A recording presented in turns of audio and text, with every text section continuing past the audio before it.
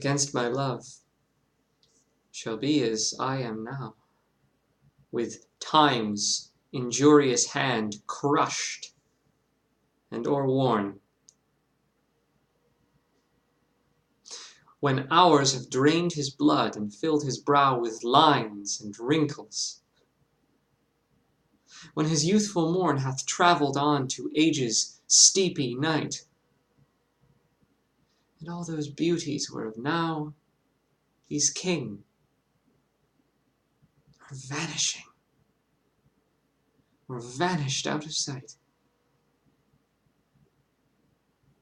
stealing away the treasure of his spring. For such a time do I now fortify against confounding age's cruel knife, that he shall never cut from memory my sweet love's beauty, though my lover's life, his beauty, shall in these black lines be seen, and they shall live, and he in them still green. Sonnet 67 is awesome. It's so good. Yeah, I really like this sonnet.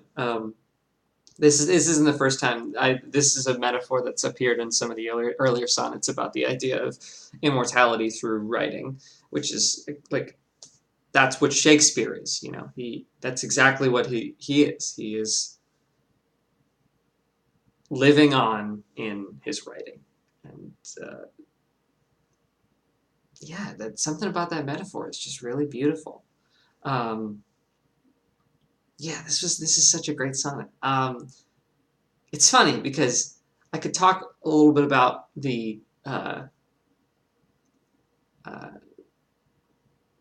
thoughts that it prompted in me about, you know, time as a destructive force. Is it really healthy to look at it that way, that time is a destroyer, when, I mean, we define time to make it so we don't go insane. Like, it's a human thing to get preoccupied with time.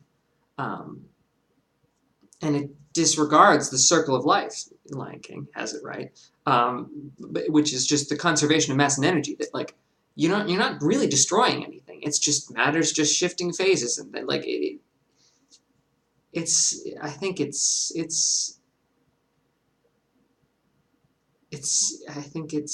depressing to think of time as a fully destructive force, and then, you know, it's, you know, death. Like, yeah, we're all gonna die. Like, that's the thing.